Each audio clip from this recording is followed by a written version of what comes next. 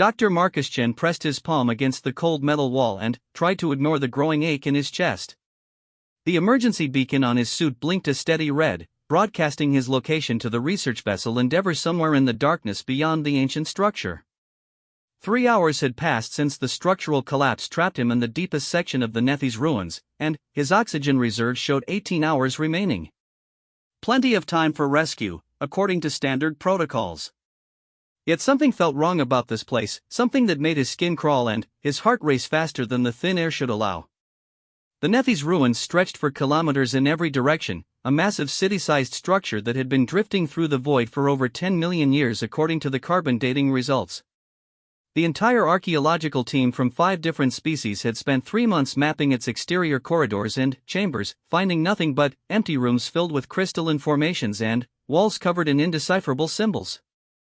Not a single power source, not a hint of technology still functioning, not even trace amounts of organic material that might indicate what the original builders looked like. Marcus ran his fingers along the wall's surface, feeling the intricate patterns carved into the metal. The symbols seemed to shift and flow under his touch, but he knew that was just a trick of his helmet lights combined with exhaustion and stress.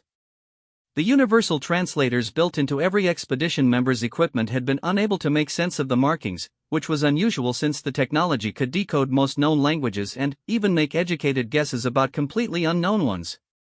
His breathing echoed in the sealed helmet, steady and measured despite the situation. Marcus had been in worse spots during his 15 years as a xenoarchaeologist. Cave-ins on Meridian 7, equipment failures in the crushing depths of Oceanus, even a brief encounter with hostile wildlife on Kepler base. Each time, training and patience had seen him through. This would be no different. Chamber designation 77 Alpha shows the same crystalline flooring composition as previously documented sections, but the wall symbols here appear more complex and layered.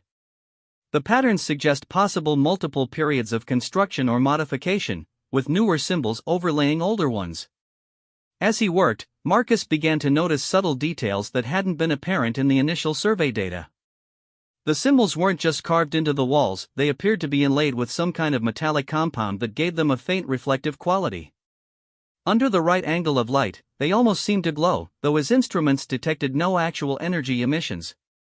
The silence of the chamber was absolute except for the soft sounds of his own breathing. At first, Marcus thought the sound was coming from his suit's communication system, a faint whisper of static that might indicate an incoming transmission from the rescue team.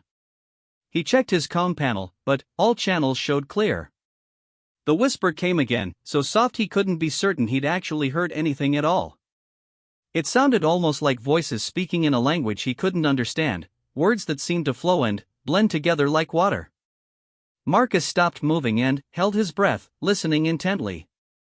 For nearly a minute, nothing. Then, the whispers returned, slightly louder this time, and definitely not coming through his comm system. The sound seemed to emanate from the walls themselves, as if the carved symbols were somehow generating acoustic vibrations. His first thought was that rescue teams had arrived and were attempting to communicate with him through the structure's walls. But the sounds bore no resemblance to any language in his extensive xenolinguistics database, nor did they match the speech patterns of any of the species represented on the expedition team. The whispers had a flowing, musical quality that reminded him of wind moving through crystalline formations, but with an underlying rhythm that suggested intelligence and purpose. Marcus activated his suit's external audio pickups and began recording the sounds while simultaneously running them through his portable translation matrix. The software's analytical algorithms churned through millions of linguistic patterns from across known space, searching for matches or similarities that might provide insight into what he was hearing. The whispers grew gradually more distinct, though not necessarily louder. It was as if his ears were somehow adapting to hear them more clearly, or perhaps as if whatever was generating the sounds was learning how to make itself understood. Marcus found himself unconsciously holding his breath and straining to catch every nuance of the alien speech. Then, something extraordinary happened. One of the carved symbols on the wall directly in front of him began to emit a soft, warm glow. Marcus stared at the phenomenon in amazement. His instruments had detected no energy sources anywhere in the ruins. The entire structure had been classified as completely inert, nothing more than an ancient tune drifting through space. Yet there before his eyes, one symbol glowed with steady light that seemed to pulse in rhythm with his own heartbeat. He approached the glowing symbol carefully, scanning it with every sensor at his disposal. The readings were impossible to interpret. The symbol registered as generating light, but no corresponding energy expenditure showed up on any of his instruments. It was as if the glow existed without any physical cause, a violation of basic thermodynamics that made his scientific mind reel with the implications. The whispers grew stronger as he drew closer to the glowing symbol, and Marcus began to detect what might have been patterns in the alien speech. Certain syllables seemed to repeat at regular intervals, while others appeared to respond to his movements. When he stepped closer to the wall, the whispers became more animated. When he moved away, they grew softer and more distant. Marcus reached out slowly and placed his gloved hand against the glowing symbol. The moment his palm made contact, the entire chamber exploded into light and sound. Every symbol on every wall blazed with brilliant illumination, casting complex shadows that danced and shifted as the patterns of light pulsed and flowed. The whispers became a chorus of voices speaking in perfect harmony, their alien words now clear and resonant throughout the chamber. The crystalline floor beneath his feet began to glow as well, revealing intricate networks of light that spread outward from where he stood like the veins of some vast organism coming to life. Marcus stumbled backward, overwhelmed by the sudden transformation of the dead chamber into something alive and vibrant. His suit's sensors went wild, registering energy readings that spiked far beyond their measurement capabilities before settling into steady patterns that defied all known physics.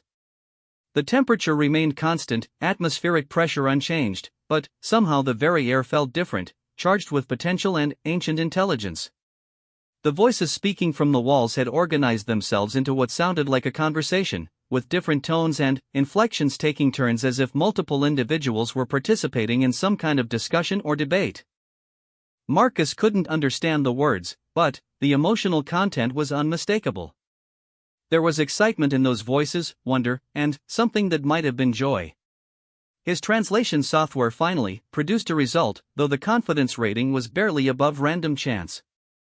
Single words and phrases appeared on his helmet display, fragmentary and uncertain: awakening, the sleepers stir, so long, Heartsong returns, the builder's children walk. His translation software immediately began working on the new text, and this time the results were far more coherent. Biosignature confirmed. Genetic markers indicate Terran origin. Classification: human. Neural pattern analysis suggests individual designation: Marcus Chan, Doctor of Xenoarchaeology, currently experiencing elevated stress responses consistent with first contact protocols. Marcus stared at the translated text appearing on his helmet display. The ruins weren't just responding to his presence, they were scanning him, analyzing him, reading his biological and neural patterns with technology so advanced it seemed like magic. And they knew his name. The whispers from the walls gradually organized themselves into something recognizable as language, and Marcus realized with growing astonishment that he was beginning to understand them without the aid of his translation software. The alien words were somehow imprinting themselves directly into his consciousness, bypassing his ears entirely and speaking to some deeper level of comprehension. "Welcome, child of Earth," the voices said, their meaning clear despite the utterly alien nature of their speech. "We have waited so very long for one of your kind to find us. The builders told us you would come, though they could not say when. They said to watch for the ones who carry the spark of life in dead places, who bring hope where none exists, who make the impossible possible through will alone." Marcus found his voice, though it came out as little more than a whisper. "Who are you? What is this place?" The lights pulsed brighter, and the voices carried notes of what could only be described as laughter. "We are the Nethys, the children of the builders, though we have slept in these halls for longer than your species has existed. This place is our city, our home, our sanctuary. It was built to endure beyond the end of stars, to preserve what must not be lost, to wait for the ones who would come after." The ones who would come after, Marcus repeated, his scientific mind struggling to process what he was hearing. "You mean humans? Not only humans, but humans especially. The builders studied your kind across time and space, saw what you accomplish when faced with the impossible. I'm safe and uninjured, but I need to report something extraordinary. The ruins aren't dead, Commander. They're very much alive, and they've been waiting for us. Commander Sarah Mitchell stared at the readings on her tactical display with growing disbelief. The Nethes ruins, which had remained completely inert for the 3 months since the expedition arrived, were now generating energy signatures that made her ship's fusion reactor look like a flickering candle. Pulses of unknown radiation swept outward from the structure in regular waves, and every scanner on the Endeavour was registering phenomena that shouldn't exist according to current scientific understanding. Run those readings again, she ordered her science officer, Lieutenant Commander Vexhal, whose serpentine Naga physiology allowed him to interface directly with the ship's computer systems. And get me a direct line to Dr. Chen's location. The Naga's scaled fingers danced across his console with inhuman speed, his forked tongue tasting the air as he processed multiple data streams simultaneously. Commander, the energy output is continuing to increase. The structure has gone from completely dead to generating more power than a Class 7 civilization. Dr. Chen's biosignature shows elevated stress responses but no signs of distress or injury. On the main view screen, the ancient ruins had transformed from a dark, lifeless hulk into a constellation of lights that pulsed and flowed like the neural networks of some vast brain. Sections that the survey teams had mapped as empty corridors now blazed with illumination, while new passages seemed to be opening as they watched. Dr. Chen, Mitchell spoke into her communicator, "We're seeing unprecedented changes to the structure. Are you in immediate danger?" Marcus's voice came back surprisingly clear, though there was something different about his tone, an undercurrent of excitement that made Mitchell's tactical instincts prickle with concern. "Negative on immediate danger, Commander. But I need the full archaeological team down here immediately. And you're going to want to contact Earth Command. We're dealing with an active alien intelligence." Lieutenant Commander Zara Okafor. As they drew closer, the ship's sensors revealed incredible details about their construction. Each messenger was a work of art as much as technology, formed from materials that registered as both crystalline and metallic depending on how they were scanned. They pulsed with the same rhythmic light as the main structure, and energy readings suggested computational capabilities that exceeded anything in the expedition's database. "Permission to establish contact, Commander," asked Lieutenant Commander Vexhal, his reptilian features showing the kind of scientific excitement that made Naga dangerous to be around when they discovered something new. "The communication algorithms these constructs are broadcasting are unlike anything in our xenolinguistics database, but they appear designed for maximum compatibility with known translation protocols." Mitchell weighed the options quickly. First contact protocols demanded extreme caution, but Dr. Chen's situation and the obviously non-aggressive nature of the alien response suggested that cooperation was both safe and necessary. "Granted. Establish communication, but maintain full defensive readiness." The moment Vexhal opened a communication channel, the bridge of the Endeavour filled with the same musical whispers that Marcus had first heard in the depths of the ruins. But these voices spoke with clear purpose, and the ship's advanced translation systems immediately began producing coherent results. "Greetings, explorers from distant stars," the voices said, their tone carrying warmth and ancient wisdom. "We are the Nethes, children of the builders, guardians of knowledge and friends to all who seek understanding. We welcome you to our city with joy that spans millennia." Mitchell found her voice, though the surreal nature of the situation made her feel like she was speaking in a dream. "I am Commander Sarah Mitchell of the research vessel Endeavour, representing the United Earth Alliance and the Galactic Archaeological Consortium. We had no idea the structure was inhabited." Gentle laughter flowed from the crystalline messengers. "Inhabited is not quite correct, Commander Mitchell. We exist here, but we have been sleeping for longer than your species has known the stars. Your colleague Dr. Marcus Chen awakened us with the unique resonance of human consciousness. We have been waiting for his kind to find us." Dr. Okafor leaned forward at her station, unable to contain her excitement. "You've been waiting specifically for humans? How is that possible?"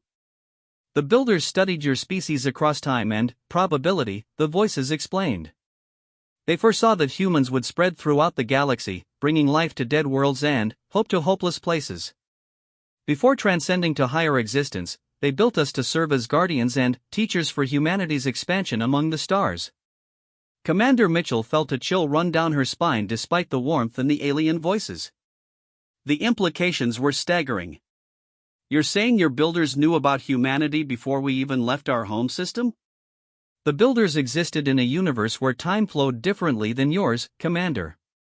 They could perceive probability streams and quantum potentials that allowed them to see likely futures across vast spans of time.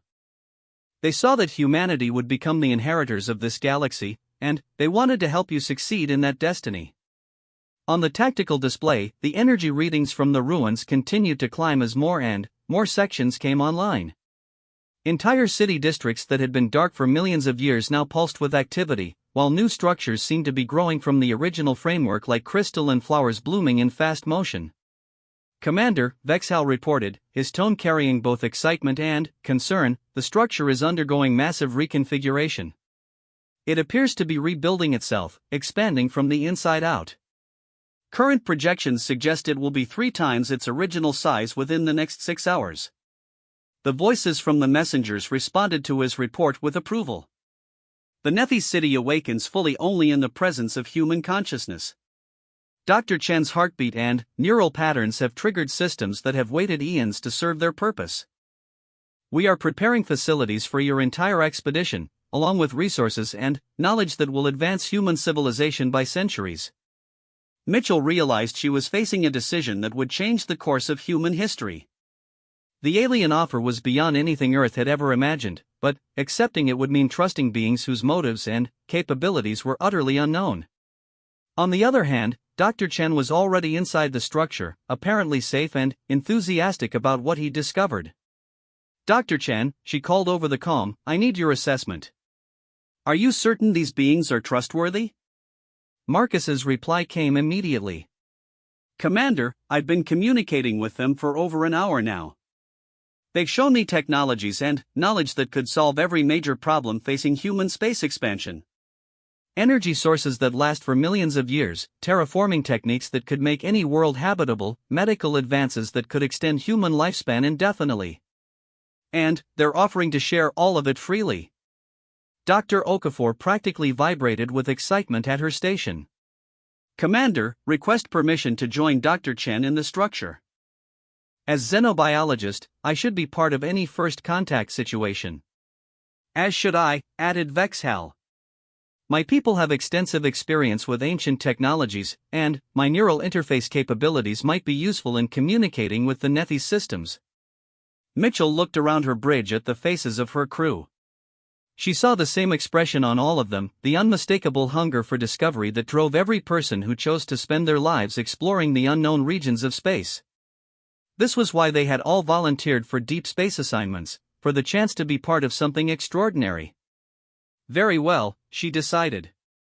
Dr. Okafor, Lieutenant Commander Vexhal, prepare for a away mission to the structure. Full scientific equipment, but also full defensive gear.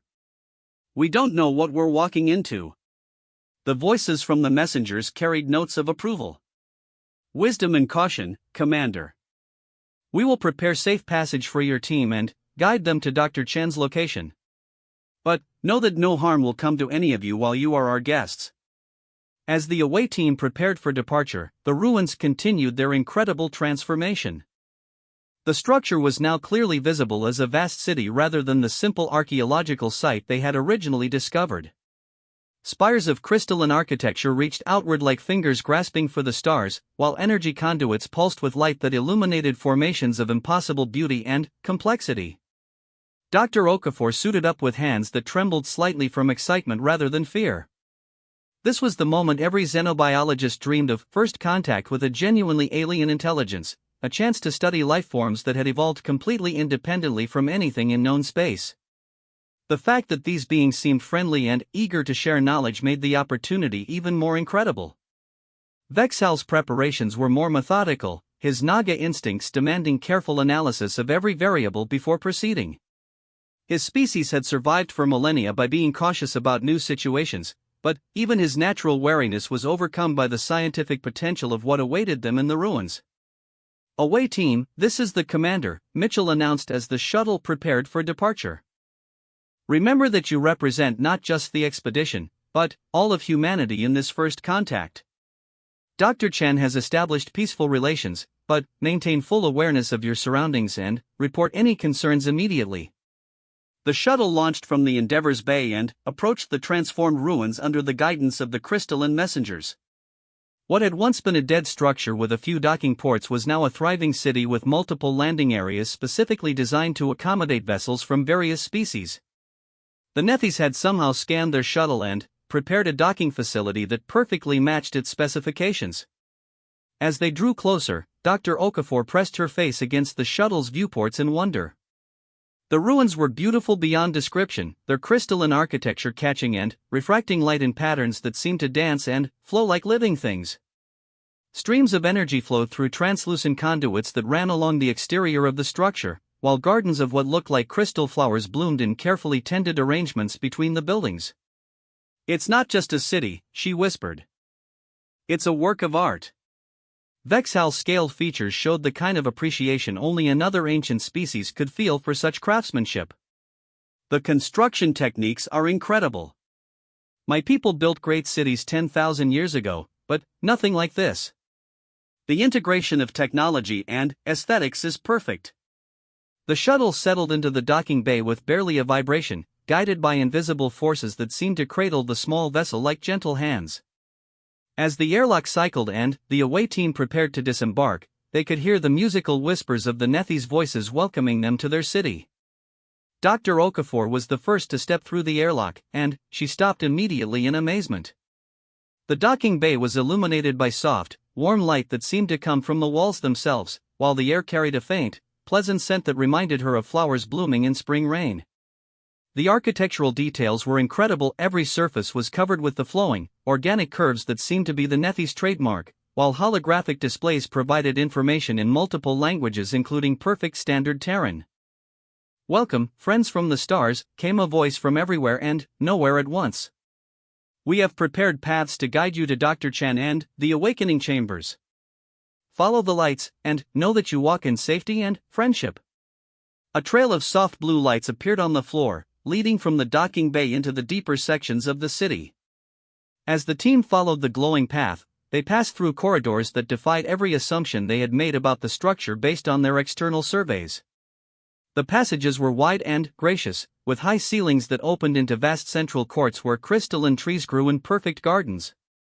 The walls were covered with the flowing symbols that seemed to shift and change as they watched, telling stories in languages of light and color.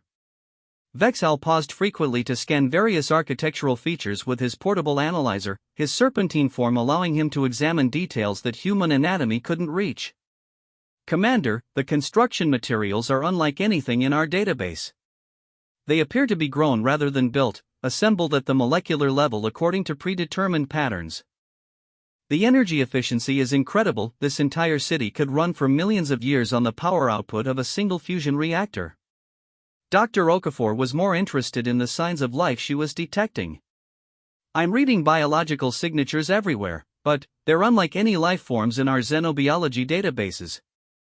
The Nethys themselves appear to exist as some kind of hybrid between organic consciousness and crystalline technology. They're not exactly alive as we understand it, but they're definitely not artificial intelligence either." The path led them through increasingly magnificent sections of the city, past chambers filled with holographic displays showing star charts of the entire galaxy, laboratories where impossible experiments conducted themselves with no visible operators, and libraries containing crystalline storage matrices that pulsed with the accumulated knowledge of eons. Everything they saw reinforced the incredible nature of what Dr. Chen had discovered. Finally, they arrived at the chamber where Marcus waited for them, and Dr. Okafor gasped at the transformation she saw in her colleague. He stood in the center of a room that blazed with light and activity, surrounded by floating holographic displays that responded to his gestures and voice commands. His eyes shone with the kind of excitement she had only seen in researchers who had made discoveries that would rewrite textbooks. "Zara, Vexhal, you made it," he called out, his voice carrying joy and wonder. "Wait until you see what they've been preparing for humanity. The builders left us gifts beyond imagination." The walls around them pulsed with warm light as the Nethys' voices welcomed the newcomers. "Dr. Okafor, Lieutenant Commander Vexhal, we greet you with the joy of reunion after long separation. Though you have never been here before, your patterns are known to us through the vast tapestry of probability. You come seeking knowledge and understanding, these things we offer freely, along with friendship that will endure across the ages. Dr. Okafor found her voice, though her scientific training struggled to process what she was experiencing. Dr. Chen mentioned advanced technologies and medical knowledge.